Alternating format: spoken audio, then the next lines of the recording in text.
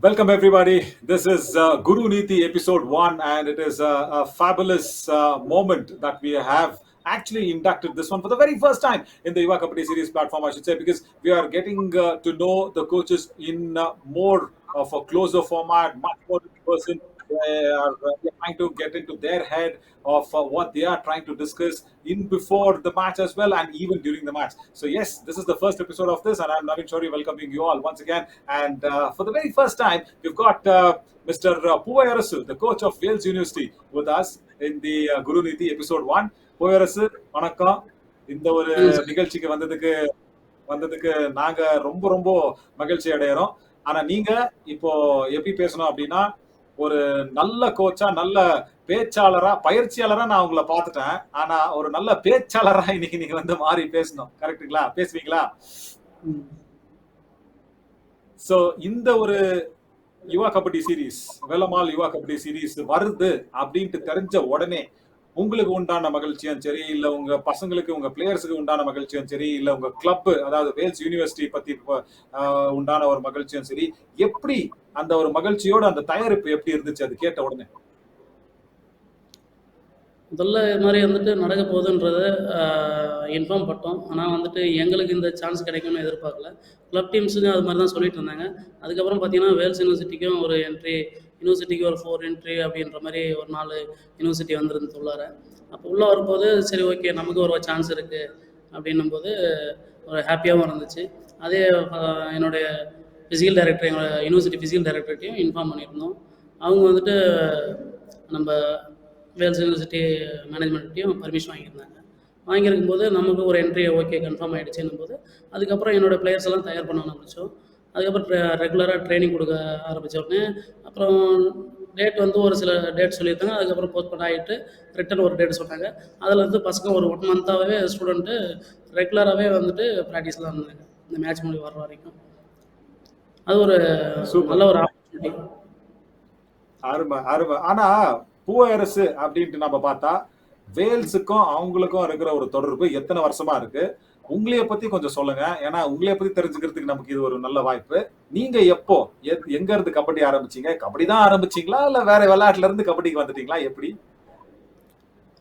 10th படிக்கும்போது 10th லீவில் start பண்ணது கபடி. கபடி ஒரு கேம் மட்டும்தான் எனக்கு ரொம்ப இன்ட்ரெஸ்ட்டு. அதிலேருந்து தான் நான் ட்ராவல் பண்ண ஆரம்பித்தேன். 10th ரெகுலராக ப்ராக்டிஸ் பண்ணி ஆரம்பித்து அதுக்கப்புறம் வந்துட்டு எங்கள் பாண்டிச்சேரி, நான் ஆக்சுவலாக வந்து பாண்டிச்சேரி, ஆனால் இப்போ ஒர்க் பண்ணுறது வந்து தமிழ்நாட்டில். நான் பாண்டிச்சேரியில் இருக்கும்போது நம்ம ஊரில் அந்தளவுக்கு கபடி கிடையாது. அதனால் இல்லாததுனால பாண்டிச்சேரியில் சாயில் போய்ட்டு ரெகுலராக ஒரு 6 மாதம் ரெகுலராக ப்ராக்டிஸ் போயிட்டு அப்படியே பண்ணிகிட்டு இருந்தேன். பண்ணிகிட்டு இருக்கும்போது அப்படியே 12th முடித்தேன். 12th முடித்து அதுக்கப்புறம் சும்மா ஒரு ஃபிசிக்கல் எஜுகேஷன் கோர்ஸ் ஒன்று இருந்துச்சு. எனக்கு அப்போலாம் ஃபிசிக்கல் எஜுகேஷனாக என்னன்னு தெரியாது. அப்போது ஒரு ஃப்ரெண்டு மூலிமா போயிட்டு அட்மிஷன் போட்டேன். மெரிட்டில் செலக்ட் ஆனேன். அதுலேருந்து அண்ணாமலை யூனிவர்சிட்டியில் தான் நான் படித்தது. அண்ணாமலை யூனிவர்சிட்டியில் எம்பிஎட், எம்ஃபில் எல்லாமே அங்கே தான் முடித்தேன். 3 டிகிரி முடித்த பிறகு அதுக்கப்புறம் வந்துட்டு என்ஐஎஸ் படிக்கலாம் அப்படின்ற மாதிரி ஒரு 4 இயர்ஸாக ட்ரை பண்ணி 4 இயர்ஸ் பிறகு தான் ரெகுலர் என்ஐஎஸ் எனக்கு கிடச்சிச்சு பெங்களூரில் முடிச்சுட்டு வந்துட்டு அந்த முடிக்கிற கேப்பில் எம்ஃபில் முடிச்சுட்டு ஒரு 7 இயர்ஸாக வந்துட்டு ஃபிசிக்கல் டைரக்டராக ஒர்க் பண்ணிகிட்டு இருந்தேன். ஒர்க் பண்ணிகிட்டே இருக்கும்போது தான் எனக்கு வந்து என்ஐஎஸ் கிடச்சிது. என்ஐஎஸ் கிடச்சோன்னே அங்கே ஒரு 1 இயர் முடிச்சுட்டு வந்து அதுக்கப்புறம் ஒரு ஸ்கூலில் சும்மா கேவியில் ஒர்க் பண்ணிகிட்டு இருந்தேன் ஒரு 6 மாதம். அதுக்கப்புறம் வேல்ஸ் யூனிவர்சிட்டி என்னோட நண்பர் மூலயமா வேல்ஸ் யூனிவர்சிட்டியில் வேக்கன்ட் இருக்குது அப்படின்னு கேள்விப்பட்டு அப்ளை பண்ணேன். அது கிடச்சிச்சு. அவர் மூலயமாவும் கிடைச்சிது. அது கிடைக்கல. இப்போ ஒரு 2 வருஷமாக இவங்க கூட என்னுடைய ஸ்டூடெண்ட்ஸ் கூட ட்ராவல் பண்ணிகிட்ருக்கேன். அவங்களையும் கூட ட்ராவல் பண்ணிட்டு அருமை அருமை. எவ்வளோ ஒரு பெரிய பயணம். நீங்க வந்து சுருக்கமா முடிச்சிட்டீங்க அத. ஸோ நம்ம நேர்கள் பார்க்குறவங்களுக்கு தமிழ் கொஞ்சம் அப்படி இப்படி புரியாத ஒரு நேர்களுக்கு சொல்லணும் அப்படின்னா, he's done a lot of work in terms of in the physical education department. He's also achieved his PhD. He's also done his MPhil. He's worked in different areas of expertise. And with Wales, he's there working for I think from a couple of years. He's with Wales University as well. Super Poovarasu. So இந்த மாதிரி ஒரு பெரிய சீரீஸுக்கு நீங்க ஒரு அணியை தயார் பண்ணணும் அப்படின்ட்டு உங்களுக்கு பொறுப்பு கொடுத்த உடனே உங்க மனசுல அந்த அந்த ஒரு மகிழ்ச்சி நிறைஞ்சிருக்கும் கண்டிப்பா.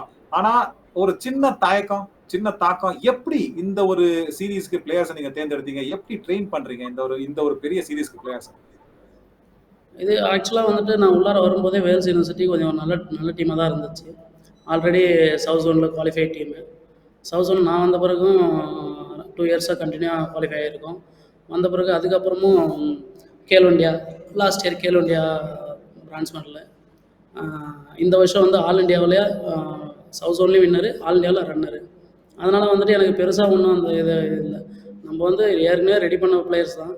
ரெடி பண்ண பிளேயர்ஸை நான் இன்னும் ரெடி பண்ண போகிறது கிடையாது. அதே அவங்களே அப்படியே மோல்டு பண்ணி கொஞ்சம் கொஞ்சமாக அவங்களோட கரெக்ஷன் மட்டும்தான் இது பண்ணி நான் அந்தளவுக்கு பெருசாக எஃபெக்ட் போடல. ரெகுலராக ப்ராக்டிஸ் இருக்கிறதுனால எனக்கு அந்தளவுக்கு பெருசாக ஒன்றும் தெரியல. இப்போ புதுசாக ஒருத்தவங்க டீமை செட் பண்ணுறாங்கன்னா அவங்களுக்கு அது கஷ்டமாக இருக்கும். ஆல்ரெடி எனக்கு ரெடியான டீம் தான். அவங்க சம்டைம்ஸ் வீட்டுக்கு போக வருவாங்க. அதை மட்டும் கொஞ்சம் கண்ட்ரோல் பண்ணிக்கிட்டு ரெகுலராக அவங்கள ப்ராக்டிஸில் வச்சுருக்கிறதுனால எனக்கு எந்த பிரச்சனையும் இல்லை. ப்ராக்டிஸ் பண்ணுறதுல அந்தளவுக்கு எந்த பிரச்சனையும் வரல. கண்டிப்பா நீங்க தயார் பண்றீங்க, மோல்டு பண்றீங்க அப்படின்ட்டு கொஞ்சம் மொட்டையா சொல்லிட்டீங்க. ஆனா அதை நான் அங்க விட மாட்டேன். கொஞ்சம் ஆழமா நீங்க இதை கொஞ்சம் சொல்லணும். எப்படி தயார் பண்றீங்க? ஏன்னா இப்ப பாருங்க, வசந்த் முருகன் அப்படின்ற ஒரு பேர், இல்ல சந்தோஷ் ஸ்ரீனிவாசன் அப்படின்ற பேர், ரொம்ப குறும்பு பிடிச்ச பசங்க. எனக்கு தெரியும் இவனுங்கெல்லாம் ரொம்ப குறும்பு பிடிச்ச பசங்க. இவனுங்கிட்ட நான் நேரடியா பேசியிருக்கேன். இவனுங்களை பத்தி எனக்கு ஆழமா தெரியும். அந்த குறும்போட சேர்த்து அந்த விளையாட்டு அப்படின்ற ஒரு ஒரு மனப்பக்குவம் அவங்களுக்கு வர்றதுக்கு என்ன நீங்க சொல்ற ஒரு விதம் என்ன அப்படின்ற மாதிரி நீங்க எனக்கு கொஞ்சம் ஆழமா சொல்லணும். என்னன்னா அவங்க வந்துட்டு மோஸ்ட்லி இப்போ வந்துட்டு ஒரு பிகினர்ஸ்னால் எல்லாமே நம்ம கண்ட்ரோல்லே இருக்கும்.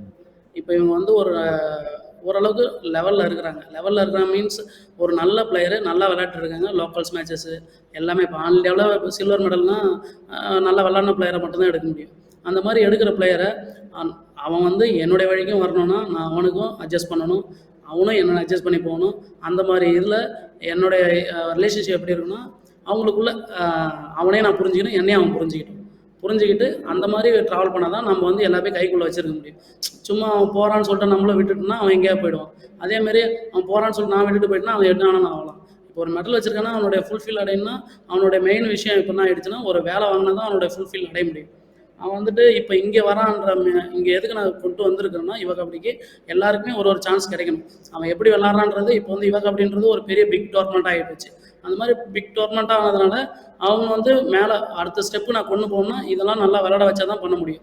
அதேமாதிரி எல்லாருமே ஒட்டுமொத்தமாக விளாடாமலும் ஒவ்வொருத்தன் ஒரு மேட்ச்லேயும் நல்லா கிளியராக ஆடி அவனுடைய ஸ்கில் பர்ஃபார்மன்ஸை காட்டினா தான் அவனுடைய அச்சீவ்மெண்ட்டு நம்ம மேலே கண்டுபிடிக்க முடியும். இப்போ இந்த மேட்ச்னால் வசந்த் ஆடினாண்டா அப்படின்ற ஒரு இது இருக்கும்.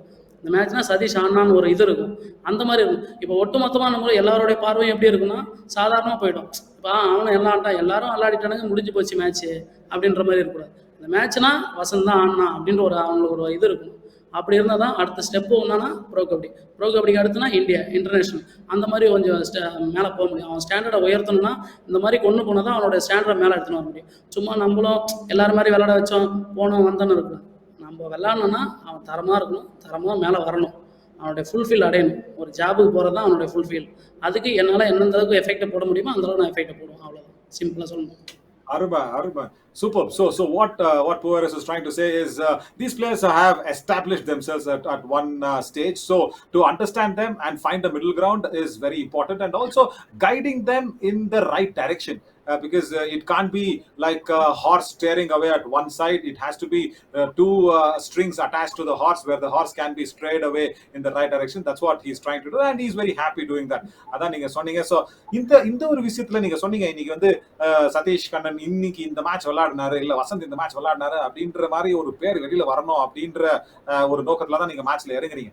ஆனா எனக்கு ஒரு விஷயம் புரியல இங்க என்னன்னா, நம்ம சிஎஸ்கேவை எடுத்துக்கிட்டா ஒரு உதாரணத்துக்கு எடுத்துக்கிட்டா, அவங்க வந்து அவங்க அணியை மாத்தவே மாட்டாங்க. அது தோல்வி ஆகட்டும், இல்ல ஒரு இடத்துல ஒரு விக்டரி ஆகட்டும், அவங்க வந்து அந்த பிளேயிங் 11 வந்து அடிக்கடி மாத்த மாட்டாங்க. ஆனா உங்ககிட்ட அதை நம்ம வந்து எதிர்பார்க்கல. இன்னைக்கு 3 நாள் தான் ஆயிருக்கு இந்த டோர்னமெண்ட் தொடங்கி. ஆனாலும் நீங்க எப்பவும் அந்த ரொட்டேஷன் பாலிசி அப்படின்றதா ஏதாவது வச்சிருக்கீங்களா நீங்க உங்களோட அணியில? இல்ல எல்லாருக்கும் வாய்ப்பு கிடைக்கிறதுன்றது ஓகே, ஆனா அந்த ஒரு பிலாசபி என்ன? அந்த ரொட்டேஷன் பாலிசி எதுக்கு? அந்த ரொட்டேஷன் பாலிசி தான் இன்னைக்கு நமக்கு கொஞ்சம் முள்ளா பயன்படுத்துச்சா அப்படின்ற மாதிரி கூட நம்ம பேசலாம். என்ன அகாடமியோட ஒரு தோல்வி, முதல் தோல்வி, ரொட்டேஷன் பாலிசி எங்கேயாவது கொஞ்சம் குத்த ஆரம்பிச்சிருச்சா உங்களுக்கு? என்னன்னா நம்மள வந்து இருக்கிற பிளேயர் 14 பிளேயர்ஸ் இருக்காங்க. 14 பிளேயர்ஸுமே நல்ல பிளேயர்ஸ். அந்த நல்ல பிளேயருக்கு வந்து ஒரு சான்ஸ் நம்ம கொடுக்குறோம். இப்போ நீங்கள் சொன்ன மாதிரி தான் எனக்கு வந்துட்டு இப்போ 3ஆவது மேட்ச் தான் வந்திருக்கு. 3ஆவது மேட்ச் வரும்போது ஒவ்வொரு மேட்ச்சுக்கும் ஒவ்வொருத்தரும் வாய்ப்பு கொடுக்குறேன். அந்த வாய்ப்பை இந்த மேட்ச் வந்து யூஸ் பண்ணிக்கலாம் அவங்க, அவ்வளோதான். அந்த வேறு எந்த அதில் டிஃபிகல்ட்டானா நம்ம திங்க் பண்ண தேவையில்ல. எனக்கு என்னன்னா ஒவ்வொருத்தவங்களும் ஒரு ஒரு மேட்ச் கொடுக்கணும். ஏன்னா மெயின் விஷயம் என்னன்னா இவங்க வந்துட்டு எல்லாருமே நல்ல பிளேயர். ஒன்று நீங்கள் ஓப்பனாகவே வந்து நான் தான் நல்ல பிளேயர்னு சொல்லிக்கல, என்னோட டீம் தான் நல்ல பிளேயர்னு சொல்லு, இருக்கிற எல்லா டீமே நல்ல பிளேயர் தான். பட் இருந்தாலுமே இவங்க வந்துட்டு எப்படி சொல்றது, நல்ல பிளேயரு. ஒரு பட் பேர் எடுத்த பிளேயருங்க. ஆமா, ஒவ்வொருத்தரும் ஒரு சான்ஸ் கொடுக்கும்போது அதே மாதிரி கரெக்ட். விஷயம் என்னன்னா இருக்கிற எல்லா டீமுமே தமிழ்நாட்டு டீம். தமிழ்நாட்டு டீமை நம்ம ரெகுலராக மேட்ச் விளையாடுறோம். யார் என்ன ஸ்ட்ராட்டஜி விளையாடுவாங்க, என்ன இது விளையாடுவாங்க, எப்படி விளையாடுவாங்கன்றது எனக்கு தெரியும். இன்னைக்கு என்னுடைய ஸ்ட்ராட்டஜி தப்பாயிடுச்சு, அவ்வளோதான். நம்ம வந்து அதனால வந்துட்டு என்ன மேலே போகிற டீமை மேலே தானே இருக்கணும், ஏன் கீழே வருது, அந்த ஒரு விஷயமா இல்லை. வாய்ப்பு கொடுத்த அந்த வாய்ப்பை அவங்க வந்து கரெக்டாக யூஸ் பண்ணிக்கல. எனக்கு கரெக்ட். வந்துட்டு இல்ல இப்போ உதாரணத்துக்கு கேக்குறேன். சார் அதே மாதிரி வந்து இல்ல ஃபுல் டீம் தூண்டி வந்து என்னால் சொல்லுங்க சார். டெல்மி. இல்ல ஒண்ணும் இல்ல. இப்ப தூண்டி கேக்குறேன் அப்படின்ட்டு நினைச்சுக்காதீங்க தயவு செஞ்சு. என்னன்னா இன்னைக்கு தன்சேகருக்கு எதிரா என்னைய பொறுத்த வரைக்கும் அருளந்த பாபு வந்து செம்மையான ரைட் கார்னரா வந்திருக்காப்ல. ஏன்னா தன்சேகர் வந்து லெஃப்ட் ரைட் கார்னர் அருளந்த பாபு வச்சிருந்தா அருமையா இருந்திருக்கும். சந்தோஷ் ஆமா எனக்கு ரொம்ப பிடிச்ச டிஃபெண்டர் தான் அந்த பிளேயர், ரொம்ப நல்லா ஆடுவாப்ல. ஆனா இன்னைக்கு தன்சேகருக்கு எதிரா அருளந்த பாபுவை இறக்கி இருக்கலாமா? இந்த மாதிரி அந்த ரொட்டேஷன் பாலிசி நீங்க பண்ணிட்டே இருந்தா பாருங்க என்ன ஆச்சு அப்படின்ட்டு நீங்க பாக்கலாங்க. ஏன்னா இந்த மாதிரியான ஒரு டேக்கிளுங்க, இந்த மாதிரியான ஒரு ரேடுங்க வர்ற நேரத்துல உங்களுக்கு அருளந்த பாபு பாருங்க எவ்வளவு வலிமையா வந்து தாக்குறாரு, ரேடரை வந்து எவ்வளவு வலிமையா தாக்குறாரு. சோ இன்னைக்கு வந்து தன்சேகர் லெஃப்ட் ரேடர், அவருக்கு எதிராக நீங்க வந்து அருளந்த பாபுவை இறக்கி இருக்கலாமா அப்படின்ற கேள்வியை பொறுத்துதான் அந்த ரொட்டேஷன் பாலிசி பத்தி பேசிட்டு இருக்கோம். என்னன்னா நீங்கள் சொல்கிறது கரெக்டு தான் சார். இப்போ நம்ம அந்த மேட்ச் வந்து ஓவரால் வந்து இந்த டோர்னமெண்ட் நடக்கிறது வந்து 121 மேட்ச். 121 மேட்ச்னா நாங்கள் வந்துட்டு ஒரு ஃபைனல் போகிறோன்னா எங்களுக்கு மினிமம் வந்து ஒரு 20-21 மேட்ச் நான் விளாடணும், நான் ப்ளே பண்ணணும். அப்போ ப்ளே பண்ணும்போது நான் வந்துட்டு சரி ஓகே இதெல்லாம் தனசேகரன் நல்லா விளாட்ற பிளேயர், அடுத்த மேட்ச்சில் யாரோ ஒரு பிளேயர் நல்லா விளாட்ற பிளேயர், அடுத்த மேட்ச்சில் யாரோ ஒருத்தர் நல்லா விளாட்ற பிளேயர், எல்லாருக்குமே வந்து நான் இவனை மட்டுமே அல்லானது மட்டும் ஃபோக்கஸ் பண்ண முடியாது. ஈக்குவல் எங்கள் டீமில் எல்லாருமே சேம் ஈக்குவல் டீம் தான், சேம் பிளேயரும் ஈக்குவல் தான். அதோட இன்னொரு விஷயம் என்னென்னா இவன் வந்துட்டு அருளானந்த பாபு ஒரு நல்ல பிளேயரு, ப்ரோ கப்லையும் விளையாடிட்டான், அவனுக்கு ஒரு அச்சீவ்மெண்ட் கிடைக்குது. இப்போ ஒரு சில இப்போ வந்து நம்ம சந்தோஷ் விளையாட வைக்கிறோம்னா சந்தோஷுக்குன்னு ஒரு ஒரு ஸ்டாண்டர்ட் கிடைக்கணும், புரியுதுங்களா? அதனால வந்து 2 பேருமே ஈக்குவலாக பார்த்தீங்கன்னா 2 பேருமே ஒரு ஸ்டாண்டர்ட் தான். இப்போ வந்துட்டு போன மேட்ச் அவர் வந்து நல்லா விளையாடிட்டாரு, அதனால இந்த மேட்ச் இவர் விளையாட மாட்டாரு, இது மேலே நான் அவனை தான் விளையாட வைக்கணும் அப்படின்னா நான் எத்தனை மேட்ச் ஒரு பிளேயரை விளையாட வைக்க முடியும்? எல்லாருமே விளையாட வைக்கணும்னா மொமெண்டம் அப்படின்றது கூட மொமெண்டம் அப்படின்றது கூட ஒரு பேச்சு தானே போயிருச்சு. இப்ப பாருங்க போன மேட்ச் அருளந்த பாபு விளையாட்டாரு, நல்லா விளையாடினாரு. அவரு விளையாடின அந்த ஒரு தருணத்துல அவர் எந்த ஒரு மனநிலையில இருப்பாரு? இல்ல நான் அடுத்த மேட்ச் நான் விளையாடுறேன் அப்படின்ற மனநிலையில அவரு இருப்பாப்புல தெரியல. ஆனா இல்லப்பா நீ இந்த மேட்ச் நீ விளையாடல, நீ உக்காடுற அப்படின்ட்டு எப்படி சொல்லி புரிய வைக்கிறீங்க? ஏன்னா இன்னைக்கு சந்தோஷ் ஸ்ரீனிவாசனை இறக்குனது வந்து அருளந்த பாபுக்கு எங்கேயோ ஒரு சின்ன ஒரு வருத்தம் தான் இல்லைங்களா? அவர் வெளியே காட்டிக்கிறாரோ இல்லையோ, ஆனா ஒரு பிளேயரா எனக்கும் தெரியும் உங்களுக்கும் தெரியும், 2 பேரும் விளையாடு இருக்கோம். சோ ஒரு சின்ன வருத்தம் இருக்கும், அடடா இன்னைக்கு நான் மேட்ச் விளையாடலையே அப்படின்ற ஒரு வருத்தம் இருக்கும். அத்தை நீங்க எப்படி மேனேஜ் பண்றீங்க? அந்த வருத்தத்தை தான் சிம்பிளாகவே சொல்லிடுவேன்.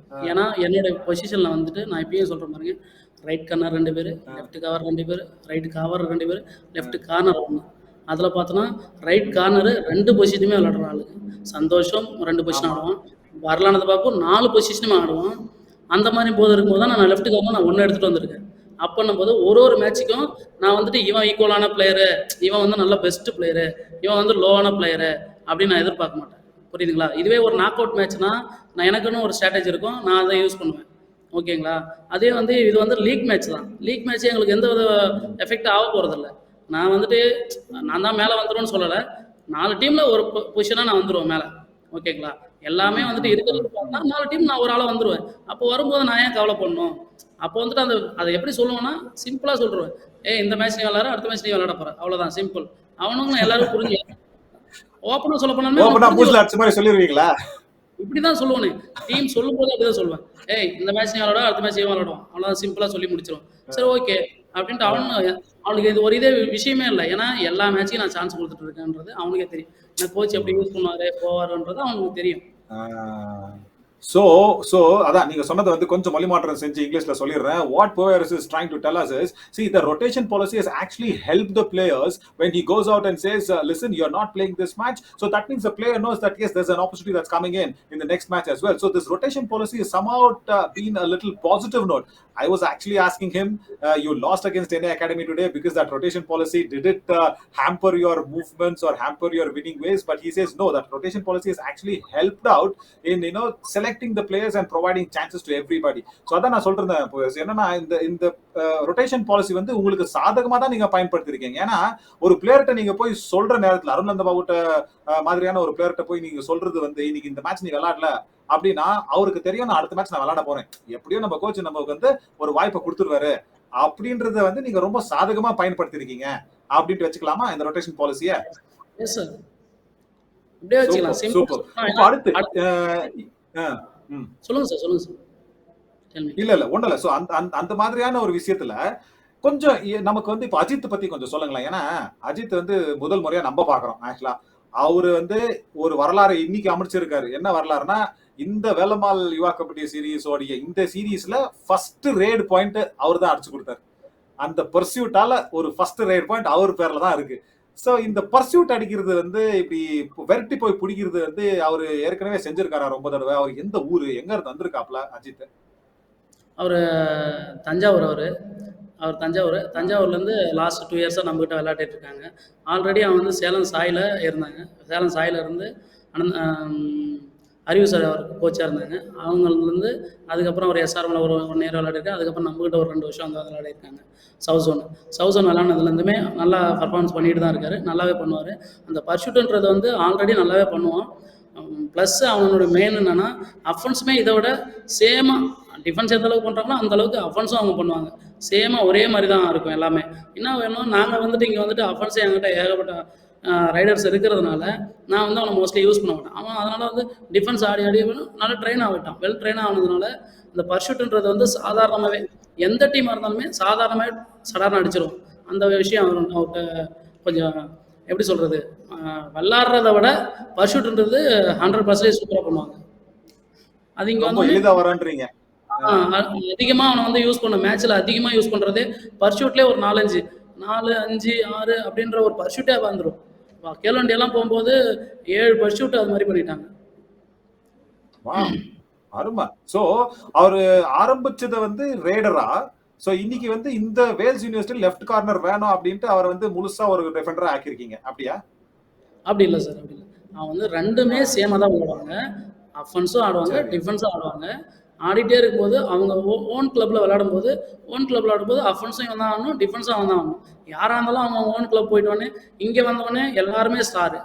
அங்கே இருக்கும்போது இவன் மட்டும்தான் ஸ்டார்னும் போது ஓன் கிளப்பில் ஆடும்போது அஃபென்ஸ் ஆகணும், டிஃபென்ஸ் ஆகணும். அந்த மாதிரி ஒரு சுச்சுவேஷன் இருக்கும் அவனுக்கு. இவன் மட்டும்தான் நான் ஆடணும் அப்படின்ற அவசியம் இருக்காது. ஆனால் இங்கே வந்துட்டு பார்த்தீங்கன்னா இவன் இந்த பொசிஷன் தான் ஆடணும், தேவைன்னா தான் அஃபென்ஸ் ஆகணும். அதுக்குன்னு ஒரு பொசிஷன் ஆள் இருக்கும்போது அவனுடைய ஒர்க் என்னவோ அதை மட்டும் தான் அவன் பண்ணணும். அந்த மாதிரி இருக்கும்போது அவனுடைய ப்ளஸ் பார்த்தீங்கன்னா டிஃபென்ஸ், அதனால டிஃபென்ஸ்லேயே ஆட வச்சாச்சு. சூப்பர். சோ அருமையான ஒரு பேச்சுவார்த்தை. இதை வந்து எப்படி நம்ம முடிக்கிறோம் அப்படின்னா, ஒரு சின்ன நகைச்சுவையோட முடிக்கலாம் அப்படின்ட்டு ஒரு சின்ன ஒரு காமெடி ஃபேக்டர் இங்க வந்து ஒரு கொண்டு வரலாம் அப்படின்ட்டு. எனக்கு 2 கேள்விக்கு நீங்க டக்குன்னு பதில் சொல்லணும், மனசுல பட்டதை சொல்லணும். என்ன அப்படின்னா, நிறைய யோசிக்க கூடாது, ஓகேவா? அதிகமா வந்து நீங்க யோசிக்க கூடாது. நான் கேட்கிற கேள்விக்கு 2 கேள்வி கேட்க போறேன். ரொம்ப நகைச்சுவையா தான் இருக்கும். அதை வந்து டக்குன்னு யாரு பேரை வந்து மனசுல படுதோ டக்குன்னு நீங்க சொல்லணும், சரிங்களா? ரொம்ப யோசிச்சா வந்து இல்ல இவர் அரசியல் செய்யறாரு, ஏதோ அங்கங்க தாக்கு பிடிக்கிறாரு அப்படின்னு நான் சொல்லிடுவேன் மைக்ல. அந்த மாதிரி எல்லாம் எனக்கு வாய்ப்பே கொடுக்க கூடாது. நீங்க வந்து டக்குன்னு சொல்லணும் பேரு. நம்ம அணிலேயே வந்து வேல்ஸ் யூனிவர்சிட்டியோட அணிலேயே வந்து பேச்சே கேட்காத பையன் யாரு? இல்ல சிரிக்கிறீங்க. நான் வந்து வாய்ப்பல சந்தோஷ் ஸ்ரீனிவாசன் நான் அடிச்சு சொல்லுவேன். சந்தோஷ் ஸ்ரீனிவாசன் தான், அவன் தான் ரொம்ப பெரிய தகவல எனக்கு தெரியும். இல்ல நீங்க வந்து இல்ல நான் என்ன மாட்டேன். ஏன்னா இப்ப நம்ம டீம்ல வந்து இப்பதான் அட்மிஷன் போட வந்திருக்கான். இப்ப இந்த மேட்சுக்கு பிறகுதான் அட்மிஷன் போட்டுட்டான். பிளஸ் இந்த மேட்சுக்கு அப்புறம் நம்ம கூட வரலாம். இந்த நம்ம கூட வேல்ஸ் கூட டிராவல் பண்றதே ஒரு 10 days தான் சந்தோஷ். அதனால வந்து நான் சடனா வந்து அவன்றத என்கிட்ட இது வரைக்கும் நடக்கல. அவருடைய உண்மையான வண்ணம் உங்களுக்கு தெரியல போல. இன்னும் இங்க வந்து அந்த இது நடக்கல இன்னும் வரைக்கும். நடந்துச்சுன்னா உங்ககிட்ட ஓப்பனா சொல்றதுல ஒன்றும் வந்துட போறதில்ல. நடந்துருச்சுன்னா சொல்லிருங்க. Right. So I asked him who's the most naughtiest kid in the team. He says nobody, but I'm sure that it is going to be Santosh Srinivasan. I'm expecting Pooja Arasu to say Santosh Srinivasan after 5-6 days, because the true colors of Santosh Srinivasan will come out. அது வரும் ஒரு 5 மேட்ச்க்கு அப்புறம் பாருங்களேன் பையன் என்ன பண்ண போறான். இல்ல dancer Santhosh good dancer. Good dancer. ஓ அருமை அருமை அருமை சூப்பர். கடைசி கேள்வி, நம்ம அணிலேயே வந்து உங்க பேரை விட்டு சொல்லலாம். அருள்நந்த Babu. Arulnanda Babu, right? Super. I asked him who's the foodie in the team. He says Arulnanda Babu. ஆமா, ஏன்னா அவர் இருக்கிற அந்த ஒரு உயரத்துக்கும் அவருடைய அந்த பாடிக்கும் அது தேவைப்படுது, அவருடைய உடம்புக்கு அது தேவைப்படுது. சூப்பர். அருமை பூவரசன், உங்களுடைய நேரத்துக்கும் நீங்க நகைச்சுவையா பேசினதுக்கும் மனசு விட்டு பேசினதுக்கும் ரொம்ப நன்றி. அடுத்த கட்ட நடவடிக்கை என்ன அப்படின்றது வந்து நான் உங்ககிட்ட கேட்க மாட்டேன். ஏன்னா நீங்க சொல்வீங்க இல்ல நவீன் நீங்க மேட்ச்ல பாருங்க நான் அங்க காட்டுவேன் நீங்க சொல்லிடுவீங்க. ஏன்னா அந்த கேள்வி நான் வந்து கேட்க மாட்டேன். வாழ்த்துக்கள், நல்லா விளையாடுங்க, டாப் 4ல வரதுக்கு முயற்சி செய்யுங்க. சூப்பர். கடைசியா நீங்க பாய் சொல்ற ஒரு நேரம், நம்ம யுவா கபடி சீரீஸ பத்தி ஒரு 2 நல்ல வார்த்தையா சொல்லிட்டு முடிங்க. இல்ல சீரியஸா சொல்ல போனா நல்லா இருக்கு எல்லாமே. ஒரு சில இங்க மேட்சஸ் நடத்துற விதமும் சரி, ஒரு சில அரேஞ்ச்மெண்ட்டும் சரி ஓரளவுக்கு ஓகே. பட் நல்ல விதமானா நிறைய இருக்கு. எல்லாமே கொஞ்சம் சொல்லலாம். கெட்ட விதமா எவ்வளவு இருக்கு சார்?